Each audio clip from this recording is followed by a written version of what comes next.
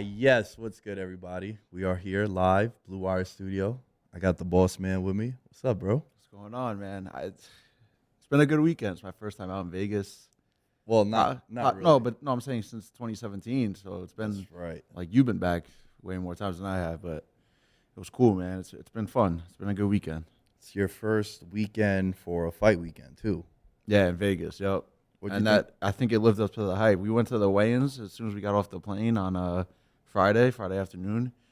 That was cool, man. We got there early. The champ was there giving like a Q&A, open Q&A to the fans, which was pretty cool. And then just getting these guys squared off and stare downs was intense. Like it set the tone for the whole weekend. I felt like so that was cool as well. And then of course the fights, I felt like they delivered too, like on a high level. Yeah, it was cool. What do you think about the vibe of Vegas during a fight weekend? I felt it. Like you felt like something. Even yesterday when we were hanging out, we went to the bars over there and the casino, and like you could feel like it was. I don't want to like it wasn't intense, but you could feel that something was going down. You know, shortly thereafter, like right in your backyard. So it was pretty cool, man. We got in for the first fight, and I don't know, like it felt like very. Yeah, man. It was very. I guess it was intense. It was intense from like first fight all the way through the main event. Even the Uber drivers, every time we went, they would ask about when we would tell them why we were here. They'd be like, "Oh, who you got, Covington or Mazola?" Even when we got in the Uber, the guy was listening. I don't know if it was like a podcast, but he was listening to like a MMA talk was on the radio when we got in the car. Yeah, yeah. We're like, oh, that's Okamoto. We could take some notes real quick. Dude, when we got here, one of the first things we did was we hit the tables because we're degenerates. And how have the tables been treating you? Because you've had it a little rough. Yeah. The tables have been horrible for me, but I'm picked it up in sports betting. The fights especially was a big night for us, for both of us, really, right? Oh, yeah. A couple parlays, a couple straight bets, some underdogs. So, but yeah, the tables, it's almost like a wash from sports betting and the tables. Like I'm breaking kind of probably close to even, which is great in Vegas. So I'm close to even. I go home, like that, not down substantially. I'm like, oh, yeah, it was a good weekend, So can't complain. Yo, you threw me for a loop Friday night when we went to get dinner after. Well, we also went to that amateur show, which was dope too. Yeah. Not amateur, it was a professional. Regional show. Regional show, yeah. And that was cool. It felt like it was a ECW 1998 kind of vibe to it. It looked kind of sketchy at first. And then after that, it's like all these people were there. We saw a bunch of fighters that actually fight in the UFC. Jake Shields was there. Soriano was there. Soriano. And shouts to Bobby, man. Bobby hooked us up with some tickets, and we went over there, and it was really cool. And you never know who could, like, from that promotion, maybe one day be in the UFC. There was some exciting finishes there, and there was some people that were, like, one or two fights in. And a lot of the referees, I didn't know this. You put me onto that. I didn't know that you get commissioned by the state, and then you could pretty much officiate any kind of promotion. Right. Yeah. That's why, like, when the UFC travels state to state, they'll be like, oh, what's going on if this guy misses weight? Sometimes, like, New York is a notorious, like, strict athletic commission. Mm-hmm. They're very strict on weight, strict on, like, weight misses. Will they let a guy keep cutting weight if he's a pound away or something? Will they tell someone to stop cutting weight? But yeah, so we saw a lot of the refs that you see on Saturday night at UFC were reffing the regional show, which was pretty cool. And yeah, man, it was super intimate too because we were like right on top of the cage. It wasn't much seats, and it felt like a bingo hole, like you said. It was pretty badass. Oh, that was great. And then after we hit the tables and we had the 9-10, the 9-10. Yo, so that'll never happen again. Never happen ever again. So you like to bet colors. Only. I bet the same 10 numbers every time. And I do one or two spins and I'm out. Because I feel like the longer you stay at the roulette table, once the dealer knows your name, it's a wrap. Just get out of there, bro. Like it's never going to end right. Just get away. So you bet red, and one of the numbers that I bet was 9. And as the dealer is spinning, of all the numbers to pick, I was like, I forgot what her name was, but I was like, hey, give me a red 9. And bam, a red 9 hits, right? So boss wins, I win. And I end up taking like the money that I sat with, I put that aside, and then I put like a couple extra $100 on the side. And then that like $10 that I left on 9, I slid it to 10. And mind you, I'm so happy you were there with me because if I tell anyone this story, they wouldn't believe it. They'd be like, yo, no shot that this happened. So I take that money, I slide it on 10, and I have like 20, 30 bucks extra. And I'm like, yo, I just throw it on 10. But before that, I tipped the dealer. I was like, yo, it's going to be a good omen. Like, whatever happens. Mind you, there's no one else at the table, just boss and I. And it spins. There's no other money on the table. And what pops up? A 10. And I hysterically start laughing my ass off. I couldn't believe it. I'm like hitting you. People are looking at us. I tipped the other dealer at the table next. I was like, yo, you brought us luck for no reason. I was just so generous with the money. And then we were out. Yeah. I feel like I swindled the, what was it, Circa we were at? We were at Circa. Yo, we went to Fremont too, dude, for the first time. I never went over there. Yeah. So we were going to go home after dinner. I was like, let's just play one spin, remember? And I hit the red and you hit the 9 and you're like, one more bet because that was great. You know, we both hit. We got some extra money. We paid for dinner pretty much. Yeah. You put it on 10. We hit again and we walked. I was dead tired until then. And I felt like I got a shot of adrenaline right in the arm. And we walked all Fremont. We were just hanging out. It was a great night. I've never been over there. Fremont, I usually just stay on the strip. I've only been here a handful of times. But that was cool, man. I liked that, the energy, like the whole scene. It was more laid back to me compared to like the strip. Between the amount of beer that we consumed and being jet lagged, I wanted to do the zip line, but I was like, that's gonna end horribly if I do that. We can't do that. Let's just get out of here. I felt like we were zip lining just from like that adrenaline because I was like, yo, we were laughing the whole way out of the casino. Yo, so we talked on the last pod when you were on last week when we were previewing the card about the parlay we were gonna do. We were gonna do a parlay. You agree on a pick, I agree on a pick. And sorry, I give a pick, you give a pick, and then we come to an agreement on 2. And we end up hitting that parlay. And you got so angry at me. Tell them why. Because what did we say on the other podcast? We were going to go 500. 500, yeah, 250 each. And I go to the kiosk because I didn't want to go to the window because I was being lazy. And there was a line too, so I was like, I'm not going to wait. So I go to the kiosk and I put the bet in. But it only let you parlay up to $300. Well, the $300 maximum in the kiosk, it was only holding $300. So we're like, all right, we'll do that. So I took Bryce Mitchell was my play. Mm-hmm. Your play was Kevin Holland. Yeah, and then we agreed on Covington. And Negamiriano. Yeah. And boy, that Negamiriano was the first leg, and you Yo. Super controversial fight. So I had a weekend in betting that I'll probably never have again. I hit all 3 of my parlays, and 3 fights went to split decision, and they all went in my favor. This first fight was Nicolau. Yeah, Nikolai Negamiriano. So when it goes to the decision, I immediately go, I'm going to go to the bathroom and get us beers. Like, F this, I'm not watching. Like, he lost. Like, I thought he lost. Right. I had it too. I scored it for Kennedy. So right. I was like, man, the first leg is going to get busted out. So as I'm leaving to go get the beers, I'm like, yo, just burn that ticket, bro. So when I come back, I use the bathroom. Best thing about UFC events, we always talk about this, and I always tell people on the show, it's the best bang for your buck, and you never need to sprint back to your seat because you're going to miss something. The time between fights, even if the line is outrageous, you can go, take your time, get your hot dogs, get your beer, your water, use the bathroom, no problem. Yo, I get us a round of beers, I use the bathroom, I come back, and they're still playing the music after the fight. I'm like, what the hell is happening? And yo, when they announce the split and they give it to him, I stand up and hysterically start laughing. I was like, yo, that's highway robbery. In my head, I'm like, yo, we just hit the parlay already. Even though there was still 3 other fights we had to worry about. Well, that was the biggest worry because he was the longest shot. He was the only dog. He was plus 115. Right. But that fight was so wacky too because there was a point deduction involved. So it took forever to get the cards in from cage side, from the judges. And when we heard split, we're like, yo, we have a chance. At least, like, I thought it was unanimous loss. Split. I was like, oh, maybe, who knows? Something crazy. And, of course, and Bruce Buffer read his name backwards. Yeah. When he announced it, instead of Nikolai Negamiriano, he read it Negamiriano Nikolai. Yeah. Oh, man. So fitting for the way all that played out. We're like, all right, now we're on the board. And we had 2 heavy favorites in Covington and Kevin Holland. Yeah. I think Holland was minus 400. And Covington was like 310, I think we got. Right, and then we had Bryce Mitchell minus 160, and that was my pick. So I was feeling super confident. I was like, all right, now the next toughest one is probably Bryce, odds wise. Yeah. And then after that, we should have been fine, which we ended up being. Right, fine, yeah. right. But hold on, I want to ask you something about that fight in particular. How do you feel about people that boo fights? Because there was a lot of booing in that fight, and just throughout the night, there's a lot of times where now that I've started training, and I do jujitsu, I mean, I was never someone that would scream and yell and like, "Yo, get up!" It's like, hey man, you know who doesn't want to be on the ground getting mounted?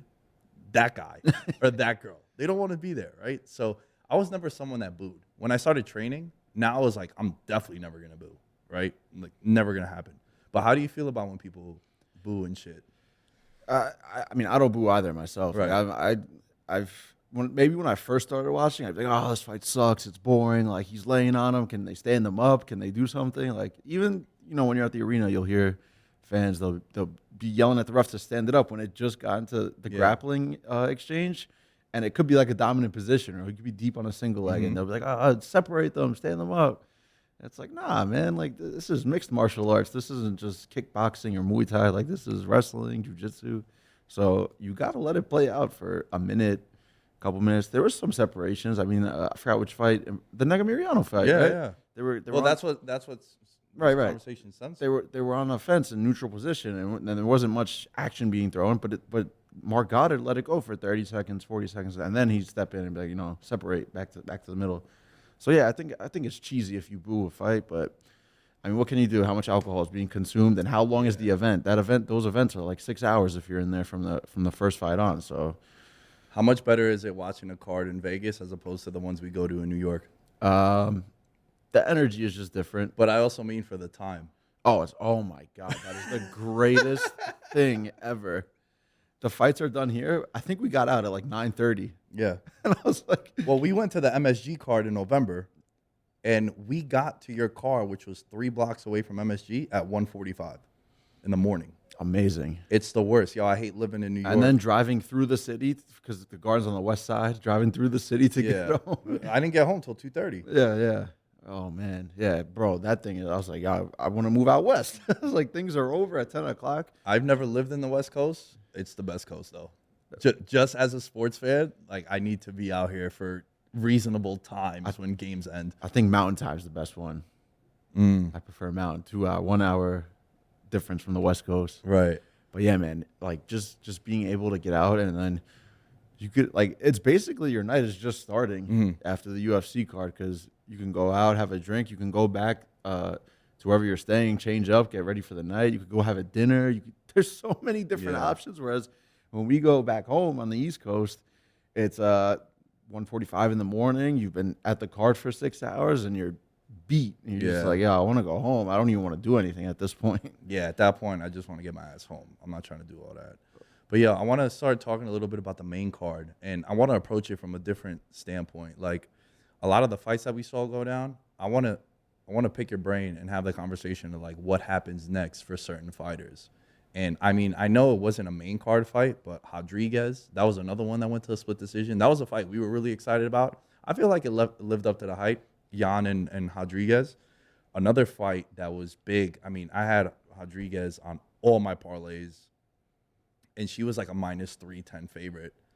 And that also started the conversations with my mom back home when I was like, hey, I need you to bet on my account because I have no access to the online stuff here. I was like, I need you to bet Jan for me, just like as a little hedge. And that is another split decision. So what do you think happens next real quick between them two? Marina's in line for a title shot. I think she gets the winner of Rose Carla. Next is Rose Carla, and I think Marina can sit out and do her thing because she's only lost to Carla. Right. She beat Mackenzie Dern. She even main event. That was a main event. Yeah, and then Waterson too. She beat. Right, and her and Jan was like, I think that was definitely #1 contender fight. I would have loved to see that open the main card because going into it, I was like, this is gonna be that was my fight of the night for me going into the card. We agreed on that on the show. I can't wait to see this fight. So I would have loved to see it I feel like it deserves more attention on a pay-per-view opener would have been perfect. #1 contender fight, probably maybe the end of the year that Marina could fight for the title. And Jan, I think Jan is still right there. She's one of the better strikers. And I told you yesterday when you bet Marina, I said, I would bet Jan at 200 against another striker. Like, it's going to be standing up the whole time. And she's like in my opinion, right there with Marina when it comes to the striking. So if I can get a 2-1 dog, I would have took that. And I said that to you after. I was like, yo, the value, like, I think being on Jan was the right side. You go to a split at a 2-1 dog, you take that all day. So yeah, that fight wound up living up to my hype. There was some eye pokes in there and stuff, but that's like as high level as you're gonna get in women's MMA. Yeah. I mean, yo, you know, the craziest thing is I love what you said about who you think is going to win and who you should bet on. It's two completely different things. And I know it sounds so simple, but there are a lot of times where I bet, like Tim Elliott. I bet on Tim Elliott. I didn't think Tim Elliott should have been a plus 220 underdog in that fight. I mean, I wasn't as high. It's also subjective too, right? Like you might be higher on a certain fighter. Like I remember the one time when we bet Poirier, when Conor Poirier 2 happened, he was like plus 275. Yeah. I was like, yo, Dustin shouldn't be a plus 275. I think Conor wins. Ultimately, he lost. But I was like, I'm going to bet Dustin. Right. So would you agree that happens a lot where there's certain fights, like I think Jan's a good example too. Yeah, there's definitely times, even when I'm betting Mobley back home, where I'm conflicted. I'm like, before I even look at odds, I'm like, they should win. But I don't think they should win at a 3-1 price. You know, it's like I don't even know if I want to lay that. So I'll start looking to maybe bet it by decision. Or I know you said yesterday how you like the double chance a lot. My favorite bet. Is that like inside the distance or decision knockout if they're not a grappler? You know, You could save a little money there. So yeah, man, I that's how I would bet it. Yeah, I mean, one of the bets that I really liked. I mean, I didn't bet it because you couldn't like parlay props. I mean, like every state has like different rules and regulations, but Marina decision was like plus 105, minus 110, as opposed to minus 310. Right, because she had finishing potential too. Like right, like I said, it was going to be a striking match the whole way. Yeah. So someone could have got sparked and put out. I don't think there was ever a time where either was in danger though. Nah, but I felt like Rodriguez was probably more in danger because Jan was. It seemed like Jan, all the hits that she would land were like, Marina was like, oh, shit, those are powerful. Where Rodriguez was more of like, put the pace on you. Because even, you know, the most controversial round was the second round. I mean, not even controversial. That's the one that led to the split.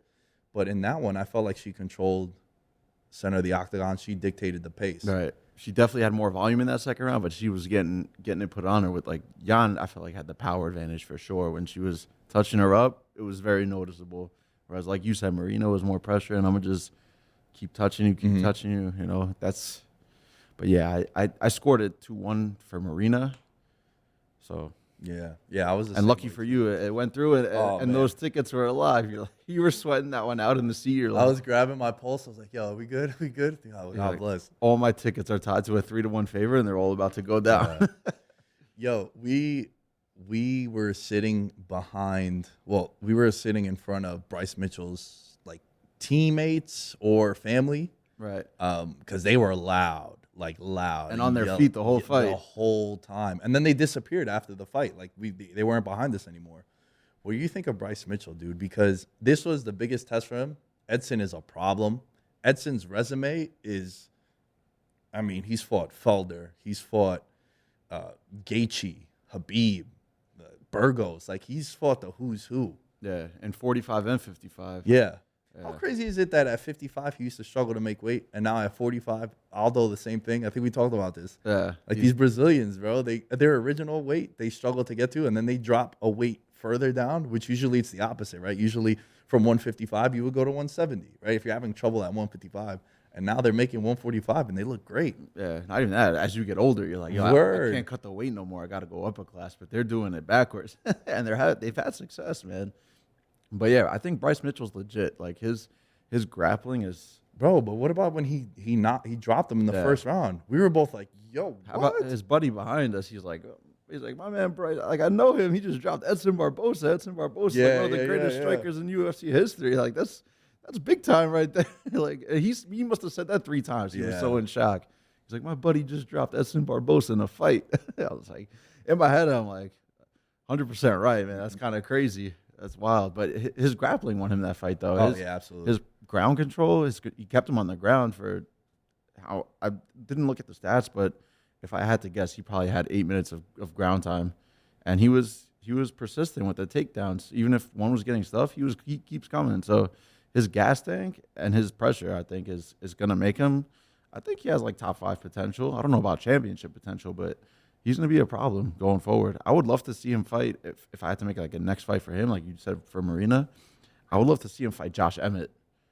Okay. Just because Josh Emmett has that wrestling background, and Josh Emmett hits like a truck. Yeah. So I think it'd be pretty even, not even. I think Bryce Mitchell's the better grappler, but it'd be interesting to see someone who could. It'd be a good stylistic matchup, is what I'm trying to say. Because Edson, we've seen in the past, and like Khabib is Khabib. He's on a different level, but that's Hall of Famer now too. Hall of Famer now. But that's what we saw when they fought, right? It was Khabib taking him down and holding him down for the whole fight. Kevin Lee did the same thing over a course of 5 rounds. He took him down, beat him down, held him down on the floor, won the fight. And we saw it again yesterday with Bryce Mitchell. So clearly, like, the blueprint is out there to beat Edson Barboza. Even Kevin Lee too. That's what I said. Yeah. So I do want to see him fight someone like Josh Emmett. I don't know if Josh Emmett would take that fight because he's a little higher up in the rankings. But it's hard to deny Bryce Mitchell coming off a big win against someone like Edson Barboza. So I had 2 people in mind. I think one you're going to disagree on because he's a little higher up the rankings, but I would love to see him against Cater. Nice. Cater would be a fun scrap. That would be. Cater's striking is also like top of the division too. It's kind of similar to Edson Barboza. Right. And then the other one, I think also similar style as Cater is Burgos. That would be a good fight. But I like Burgos because Burgos, he's always looking to stand and trade. You know, like that's what I'm saying. Like Bryce Mitchell's looking to take you down to the floor. So, yeah, man, I love it. Any Burgos fight, I'll watch it. So if that's the matchup, that's the matchup. I think him versus Ilya Topuria would be a good matchup too. If Topuria stays at 45, it'd be like 2 prospects heading to the top. If you want to see who's the better man, kind of similar to how they had Topuria versus Evloev, but it fell apart. So. Yeah, man. There's those 2 guys. Those would be great fights too. Evloev and Bryce. 2 high-level grapplers. Do you want to talk about the co-main at all? Some controversy, people feeling like it should have been stopped, but then you see what Moicano did in the 5th round. We had RDA on some parlays, and we were talking after the 4th round, like, yo, you got to stop this fight. I went to use the bathroom after the 4th round because I was like, oh, it's 4-0. Yeah. And I was telling you, I was like, man, this is like tough to watch. I think this is a perfect time to get out of here just because like RDA was pouring it on him, man. And his eye was swollen up. And I mean, he was it the 3rd round, that exchange where it looked like he like stunned Moicano, and then we thought the fight was going to stop, and then Moicano just pulled guard. Yeah. I mean, it was rough. He was getting elbows. Yeah, but yo, like his head was bouncing off the canvas. Shouts to Moicano though, man, taking the fight on 4 days. That's the most like watching that, and when they gave him the standing O when the 5th round started, yo, I got chills, dude. Like a 5-rounder too on 4 days. Yeah, a 5-rounder, a guy that's bigger than you, right? A vet like RDA. I think I saw something where he's the 10th fighter in UFC history with 20 UFC wins, which is like elite company. And another guy who's fought the who's who, right? Like RDA was always the gatekeeper to like getting a #1 contender title. Like everyone's beating him, and he's the champ, right? And he was the champ too. Yeah, former champ. I'm bugging out too. Yeah, like this guy's one of the elite of the elite. But then you see Moicano in the 5th round, like pouring it on him too after the beatdown he just took. And how many 10-8s did I give that? After every round, you're like, yo, maybe 10-8. I was like, please stop. Like, yo, bro, how many beers did you get? Stop with the 10-8. I was watching that 5th round from the concourse because they weren't letting people down until in between rounds. So I saw RDA like the last minute and a half of that fight was getting touched up, man. And I was like, oh man, like, is this really gonna happen? Me and you were talking about how the fight should be stopped, and here Moicano is at the end of the fight pouring it on him. Yeah. Oh man, I was sweating that one out till the bell. I was like, just tick, tick, tick, tick, tick. Yo, you know what I was thinking about, man, as the card was going on? You realize how empty the arena was until, like, the main card started? Yeah. Within, like, 30 minutes, it went from, like, so many pockets of seats available to just, like, packed out, bro. No one was in our row till the main card started. Yeah, because we were sitting a seat apart. Right. And then I honestly, I think after, like, the Spivak fight is when we adjusted our seats. We had came back from getting food or something. And then, yo, by the way, 3 beers I paid $65 for. Yeah, well. get me home, bro. That Fiji water was $16. I was like, what is happening? Vegas. Oh my goodness. I couldn't believe it. I was like, no, I only want one water. She's like, yeah, $16. I was like, oh, okay. Good to know. But yeah, to your point, like when I buy a UFC ticket, I want to be in there for the first fight. Yeah. That's how I feel. Like I mean, we're also degenerates, so we have not even that. We're just big MMA fans. I know, yeah. Because I didn't have nothing on the first fight. It was the second fight, but still, it was cool to like be in there from the beginning. The main event, did it live up to the hype? You think? Yeah, I think so. The fight went the way we both thought. Of course. I was on the show with shouts to Joe and Claudia, Bet to Win, and I told them Colby by decision. It's a very popular pick. A lot of people were saying that. But I would bet Mazola via knockout because that was the only way he could win, right? So that was a good example of how I approach MMA betting, especially when you have a big favorite. Like, bro, I'm not laying minus 340 on a single, like, you know, a one bullet kind of bet, right? Like a straight bet. I don't know why I called it one bullet. That was mad weird. But as a straight bet, right? But like in a parlay to attach them to certain things, yeah, like I'm cool with that. But to find value in certain fighters and fights, it's like the path to victory. Like the only way Mazola could win that, he's not going to out wrestle him for 5 rounds. Right. He got dominant. He got mauled. But you know what that fight reminded me of, bro? Leon and Nate. Because Leon Edwards and Nate Diaz, he was picking apart Nate the whole fight.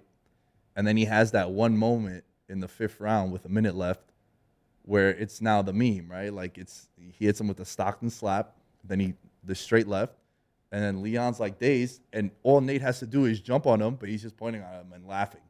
Because that's like what Nate does. Nate just wants like he wants the moments, right? And then you look at that Mazola fight in the 4th round, drops him to a knee with that check. Was that a right hook or was it left? I think it was the left. The left, and drops him to a knee, and then the place erupted because he was getting mauled, bro. The fight went exactly how we thought. Yeah. Yeah. And you said you don't like laying 340, but he looked every bit of 340. Like that's how you saw that playing out. Yeah. Then yeah, you would lay the 340 because it was straight wrestling. Like, and that's how many during the build-up, how many video packages like, yeah, you know, we used to train, spar, grapple all the time, all these sessions, we have millions of hours. Like they both know how that went. Colby knows how that went. Right. So it's like, if it was working all these years, like I'm just gonna hammer this home and grind him out, and that's exactly what he did. And he had moments on the feet too, like bro, he won the striking exchanges. And I think pretty like far and away was the better striker in that I think fight. he dominated in all aspects of the fight. Yeah, like, no question. Yeah, and it stinks because like that's how I feel. I feel he'll do that to anyone else at 70 besides Usman. So it's like, you know, what do you do with Colby Covington? Like so that's the question that I got for you as we start to start to wind down talking about this main event. Real quick, so the story with my mom, I had my mom making all these bets for me, and after the RDA fight, I had Colby on like 3 different parlays to hit. So I text my mom. I was like, hey, don't get scared. I need you to do me a favor. Imagine being across the country and getting a text from your son, hey, don't be scared. It's immediate heart attack.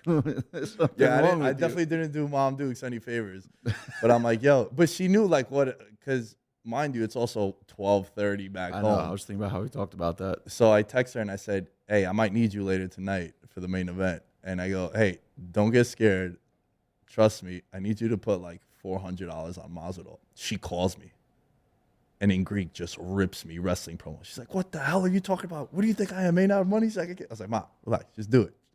And hopefully it loses. And she didn't understand what I meant by that. She's like, why would you bet $400 and then want it to lose? I was like, yo, trust me. Everything's going to be all right. We just need it to lose. I feel like you couldn't have gone about that in a worse way. Anywhere. Yeah. You dropped like the worst words in there. Like, hey, don't get upset. Or, what did you say? Don't do that. Don't get scared. Don't get scared. Just trust me. Don't get scared. I'm only across the country, and it's 1 a.m. where she lives. Bro, so what happens between Mazola and Colby now? Like, what's next for Mazola? 3 straight fights he's lost. 2 to the champion, to the #1 contender. Right. Yeah, he hasn't lost at Jobbers, but still, it's a 3-fight losing streak. And it's, I kind of make the same argument for Conor, right? Like, a lot of people they nitpick at Conor, like, he's lost. I mean, his last win was Cowboy, and that's aged terribly when he's lost 7 straight fights or 6 or 7 straight fights. But they're losing to the who's who. Where, like, Cowboy, right? Cowboy's a grizzled vet. He started losing to, like, kids coming up. And, guys that are making UFC debut caliber fighters. I know they're not UFC debut caliber guys, but, like, the level is, like, different. Where, Conor's lost to Khabib and Dustin twice. Guys that are fighting for the belt and a guy that never lost. So, with Mazola, it's the same thing, right? Like, Colby is the number 1 contender. And he's lost to Usman twice. But what happens next for Mazola, you think? I think you need a BMF title defense. I think I mean, maybe McGregor. Like, those are the two of the top biggest draws in the company. Probably Izzy. Right. Conor McGregor, of course. And then I think Masvidal's like right up there in terms of draws. Well, think about it. Conor and Mazola are the only 2 fighters to main event pay-per-views in the UFC without titles. Forget the BMF. We're talking about, like, actual UFC championships. Right. That tells you about his star power. Yeah. So with Masvidal, I think you need to set up like another big money fight because we know he's not going to be champion just off the last 3 losses. Like, championship aspirations probably out the window. But you have that BMF title in the back pocket, so it's like you could do that. Promo that as a title defense of the BMF. I don't know who he'd fight. I guess I wouldn't mind seeing him running it back with Nate. Even though that was a pretty one-sided affair too. So the fantasy book, it would have to depend on what happens with Leon Usman. But if Leon loses that, I mean, you have a money fight right there, right? Yeah. A 3-piece in the soda. That's really what started the Mazola superstardom. I feel like that fight should have happened already. So yeah, I wouldn't even be upset if you have to run that fight eventually at some point. Like, it won't happen if Leon wins the title because Masvidal's not going to get a title shot off 3 straight losses. No way, yeah. But you have to run Leon Masvidal at some point just to settle the whole 3-piece in the soda. And there's already a hype behind it right there. That's it. That's the selling point of the fight. Is how many times are we going to see him backstage being interviewed and he's like, "What'd you say?" Yeah. Well, the thing about Mazola that's so unique and why, like, I show that dude so much love, and he's one of, like, my favorite fighters because the story's so crazy, right? Like, dude was fighting professionally for 15 years and then explodes. Like, that don't happen often in sports. Could you imagine if a guy in the NBA has been in the league for 15 years and then all of a sudden is all-NBA first team, league MVP, wins a championship? Like, that's the kind of year that Jorge had. And it starts with the Darren Till knockout, and then that same night is the 3-piece in the soda. So for Mazola, I think you wait and see what happens with Leon, and then you run that fight. Yeah, man. I like that. I know I'm super underselling Leon, but I don't think anyone beats Usman at 170. I mean, I agree with that right now. And Usman's talking about boxing next, right? That's what he said at the Q&A. I'm not a fan of stuff like that. Well, I think, what does he have left to prove at 170? That's true. He's beat all the top guys. He beat 2 of the top guys twice. Right. And now you're getting Leon. It's like, step away. And he's beaten Leon before, too. Yeah. That was Leon's last loss. Mind you, both of them were not, they were not where they are now. But still, it's... Yeah. Congrats. It would open up 170 with Hamza coming up. Colby could be champ. Who knows? Yo, that's the wild card right there. That fight next month, Burns and Chimaev. Yeah. That's going to be interesting. Because if he steamrolls Burns, he's next. Yeah. I think he jumps the line. Yeah, it's new blood, bro. And you have to. Burns is right at the top. So, and especially with Colby, as we move into that conversation with Colby, we already know what he wants. He called out Dustin. Yeah. Poirier. Right. So he's planted that seed, like Jorge said at the presser. By the way, worst press conference of all time. It looked like two dudes in high school just like bickering back and forth about an ex-girlfriend. Yeah. It was horrible. They were just talking over one another and like yelling. Right. How does a bill become a law? He told him that so many times. He was begging Jorge to ask it back to him, and he was so you can give the answer, right? Yeah, 100%. So I think that's what happens with Colby. I could see Colby going on this run now of where he fights like a Dustin, maybe fights like I don't know if they would run a Masvidal fight back, but like I think he takes some big name fights. We definitely don't have to see that again. No, we don't. That was way too decisive to run that back. Yeah. But I would what if Hamza wins? Colby Hamzat? I think that's the only way that you do Colby Usman 3 again. Because Right. UFC is in such a weird spot, dude. And we were talking about it with our guy Bobby. Shouts to Bobby. We were talking about it last night, how the 145 champ, his only formidable foe is Max, who he's beaten twice. Agree or disagree on the decisions, whatever. It's still 2-0 to Volkanovski. Usman's cleaned out the division. I think the only guy that could beat him is Colby, and he's 2 up, 2 down on Colby. And then at 185, Adesanya, the same thing. Like, he's calling out Cannonier at that point now. He's just picking and choosing where he wants to fight, because that's also fresh blood too. But I'm like, is he going to be like minus 350 in that fight? So it's just a weird spot that the UFC's in. But I think if Colby fights Chimaev, that's the way that Colby could be like, yo, I just stopped that freight train that was coming. Yeah. All this momentum. Like, yeah, I'm the next guy. Yeah, he calls him "cum shot Chimaev." Yeah. Like, Yeah. The trolling back and forth is just like elite. And even yesterday, Chimaev, right, bullshit fight. yeah.